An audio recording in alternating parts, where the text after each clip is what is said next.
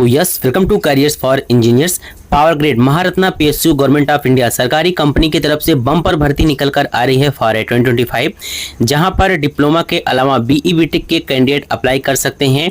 In total 1548 पदों पर यह वैकेंसी निकाली गई है, जिसमें आपको बेहतरीन सैलरी देखने को मिलेगा।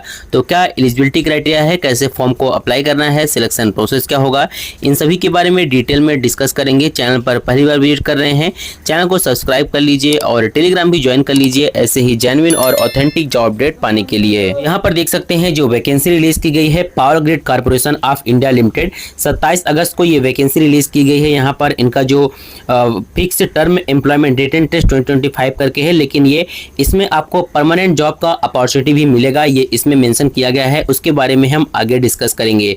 बात करते हैं कौन कौन सी पोजीशन के लिए वैकेंसी है। तो देख सकते हैं फील्ड इंजीनियर इलेक्ट्रिकल की वैकेंसी है, field engineer civil, field supervisor electrical, field supervisor civil और field supervisor electronics and communication. जो फील्ड इंजीनियर की वैकेंसी है वो बीई बीटेक के लिए है, और जो फील्ड सुपरवाइजर की वैकेंसी है वो डिप्लोमा के लिए है। तो यहाँ पर देख सकते हैं इन टोटल 1543 पदों के लिए वैकेंसी निकाली गई है।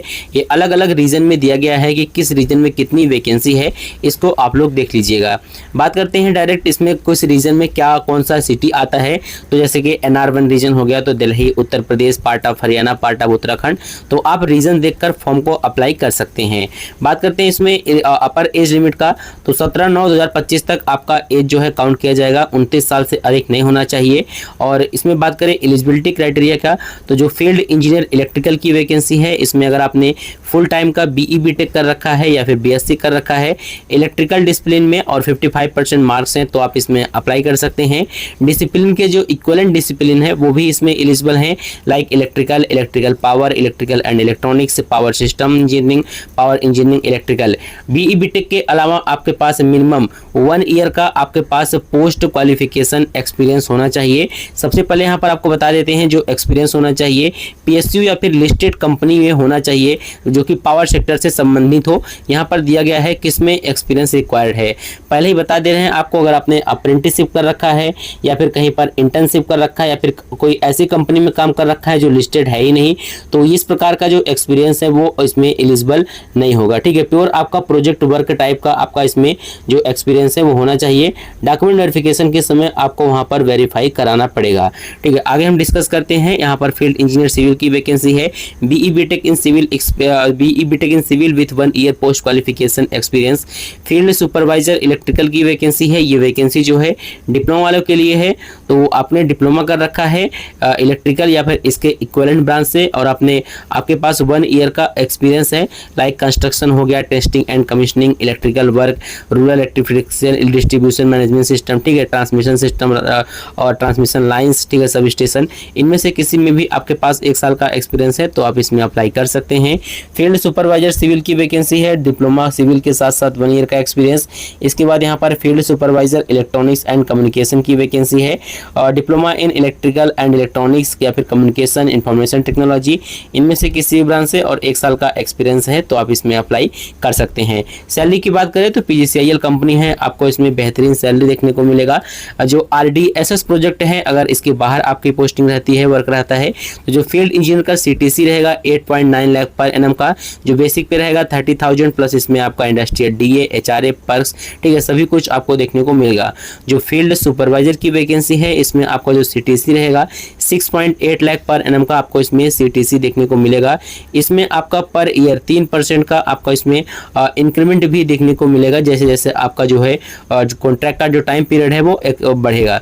ठीक है, इसमें जो कॉन्ट्रैक्ट पीरियड रखा गया है वो 24 मंथ यानी कि 2 साल का रखा गया है, जो कि बढ़ाकर 5 साल का किया जा सकता है। तो अगर आप पीएसयू ज्वाइन करना चाहते हैं तो आपके पास एक अच्छा अपॉर्चुनिटी है। भले ही ये कॉन्ट्रैक्ट बेसिस है, लेकिन आप अगर इसमें वर्क करते हैं तो आपको इसमें अच्छा सैलरी भी मिलेगा और परमानेंट होने का चांस भी रहता है। ठीक है, यहाँ पर देखिए दिया गया है opportunity for selection to regular post. इसका ये मतलब है कि अगर आप इसमें एज अ जो है फील्ड सुपरवाइजर है, फील्ड इंजीनियर, इसको ज्वाइन करते हैं तो इसमें जो है आपका जब आप वर्क करेंगे उसके बाद 2 साल का जैसे कंप्लीट हो जाता है, उसमें एक इंटरनल प्रोसेस होता है। तो इंटरनल प्रोसेस के थ्रू आपको इसमें परमानेंट भी किया जा सकता है। ये अपॉर्चुनिटी हमेशा नहीं आती है, अगर आएगा तो आप इसमें परमानेंट भी हो सकते हैं। ठीक है, कहने का मतलब है ये आपका कॉन्ट्रैक्चुअल जॉब है, लेकिन पावर ग्रिड में आप परमानेंट भी हो सकते हैं। ये इनके इंटरनल एग्जाम होते हैं उसको आपको देने के बाद, ठीक है।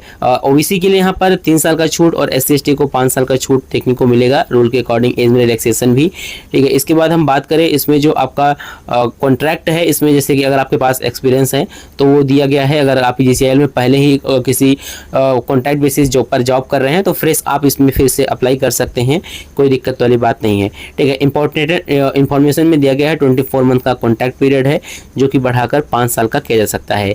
सिलेक्शन प्रोसेस की बात करें तो जो फील्ड सुपरवाइजर की वैकेंसी है उसमें आपका 1 घंटे का एग्जाम होगा। इसके बाद इसमें टेक्निकल पार्ट से और नॉन टेक पार्ट से क्वेश्चंस देखने को मिलेंगे। टेक्निकल के 50 क्वेश्चन और नॉन टेक के यहाँ पर 25 क्वेश्चन देखने को मिलेंगे। कोई नेगेटिव मार्किंग नहीं है और यहाँ पर एक क्वेश्चन के 4 ऑप्शन होंगे, देख सकते हैं। एक क्वेश्चन आपका 1 मार्क का होगा, ठीक है। इसके बाद यहाँ पर देखिए दिया गया है कि जो फील्ड इंजीनियर की पोस्ट है उनका जो सिलेक्शन प्रोसेस है वो इंटरव्यू के बेस पर रखा गया है, इसमें कोई भी एग्ज़ाम नहीं होगा। और इसके बाद हम बात करें हेल्थ स्टैंडर्ड, तो मेडिकल स्टैंडर्ड इनका रखा गया है। टेस्ट सेंटर की बात करें तो दिल्ली, NCR, कोलकाता, गुवाहाटी, भोपाल, बेंगलुरु, मुंबई, इनमें से कहीं पर आपका टेस्ट हो सकता है। एप्लीकेशन फीस उन्होंने रखा है फील्ड इंजीनियर के लिए 400 रुपये एप्लीकेशन फीस और फील्ड सुपरवाइजर के लिए 300 रुपये एप्लीकेशन फीस रखा है। इंपॉर्टेंट डेट की बात करें तो यहाँ पर देखिए दिया गया है जो आप इसमें फॉर्म को ऑनलाइन कर सकते हैं 27 अगस्त से। लास्ट डेट है 17 सितंबर और जो कट ऑफ डेट जो सभी कुछ एलिजिबिलिटी, एक्सपीरियंस वो सभी कुछ 17/9/2025 तक, ठीक है। और जो इनका रिटन टेस्ट है वो आपको नोटिफाई किया जाएगा इनकी ऑफिशियल साइट पर। तो जिन कैंडिडेट्स को जॉब की नीड है वो जॉब कर सकते हैं इसमें। जैसे मान लीजिए अगर आप भी 2-3 साल से 4 साल से आप तैयारी कर रहे हैं, आपका जो कोर्स है वो कंप्लीट हो गया, केवल रिवीजन करना है, तो आप GCIL में जॉब करते हुए भी पढ़ाई कर सकते हैं। वहाँ पर आपको टाइम पर्याप्त मिल जाता है कि आप अपना पढ़ाई भी कर सकें, क्योंकि अगर आप और पूरा आपका कंप्लीट हो चुका, केवल रिवीजन करना है, तो 4-5 घंटे ही आपके लिए एनफ होते हैं। तो जो भी इंटरेस्टेड है एंड एलिजिबल हैं जरूर से अप्लाई कीजिएगा। सभी प्रकार के रिलेवेंट लिंक वीडियो को डिस्क्रिप्शन में दिए गए हैं।